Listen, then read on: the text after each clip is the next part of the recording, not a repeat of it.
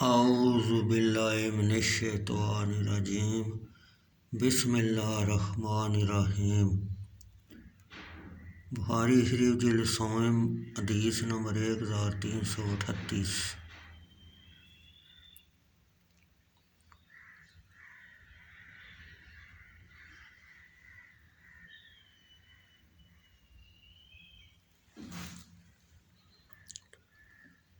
محمد بن عبد الرحمن ابو المنذر طفاوی نے سلمان بن مہران امش سے روایت کی، انہوں نے کہا مجھ سے مجاہد بن جبر نے عبداللہ بن عمر رضی اللہ تعالیٰ عنہ سے بیان کیا، انہوں نے کہا رسول اللہ صلی اللہ علیہ وسلم نے میرا کندھا پکڑ کر فرمایا،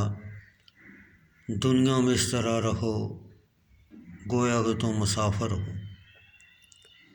ایسے شہر میں آئے جہاں اس میں تمہارا کوئی مسکن نہیں یا راہ گزر جو کسی دور شہر کا قاصد ہے، اس کے اور جہاں اس نے جانا ہے اس کے درمیان چٹیل میدان اور جنگل ہیں۔ حضرت ابن عمر رضی اللہ تعالیٰ عنہ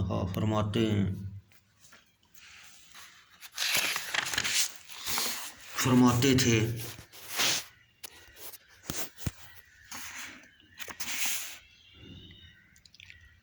جب تو شام کرے تو صبح کی انتظار نہ کر، اور جب صبح کرے تو شام کی انتظار نہ کر، یعنی متواتر چلتا رہے اور چلنے میں ایک گھڑی بھی غفلت نہ کر،